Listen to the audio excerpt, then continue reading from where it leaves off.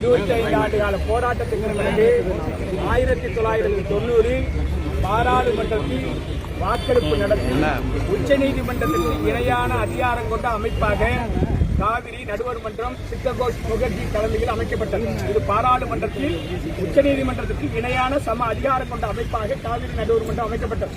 அதனுடைய இறுதி தீர்ப்பு 2007 வழங்கப்பட்டிருக்கிறது.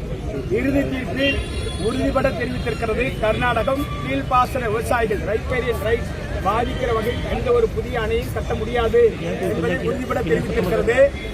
அதனை உச்சநீதிமன்றமும் உறுதிப்படுத்தியிருக்கிறது. உச்சநீதிமன்றம் உறுதிப்படுத்தியது மட்டுமல்ல, மத்திய அரசியலிலும் வெளியிட்டு அதை தெளிவுபடுத்தியிருக்கிறது.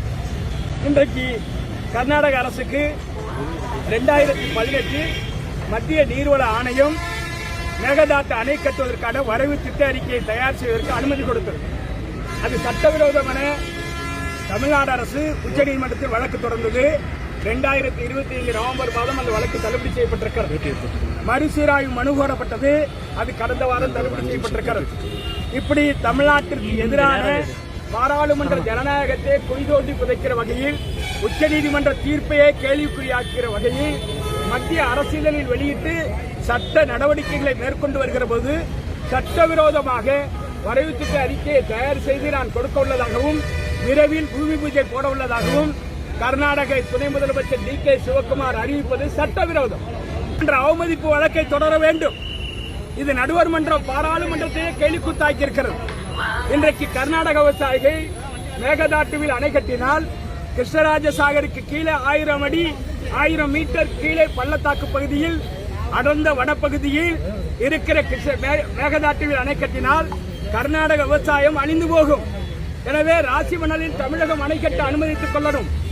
அங்கிருந்து ஒரு கரை நமக்கு சொந்தமானது என்பதால் தேவையான குடிநீரை இறைவு பாசன திட்டத்தில் எடுத்துக் கொள்ளலாம் என்று ஒட்டுமொத்தமாக தீர்மானம் போட்டு கர்நாடக அரசின் கையிலேயும் கொடுக்கப்பட்டிருக்கிறது.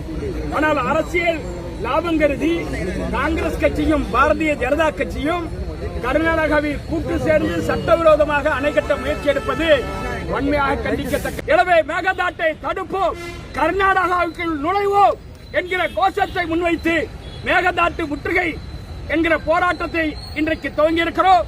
நாளை காலையில் ஓசூர் வழியாக ஜூஜுவாடி வழியாக மேகதாட்டு பகுதியை முற்றுகையிட செல்ல இருக்கிறோம். இந்த போராட்டத்தில் ஆயிரக்கணக்கான விவசாயிகள் பங்கேற்க இருக்கிறார்கள்.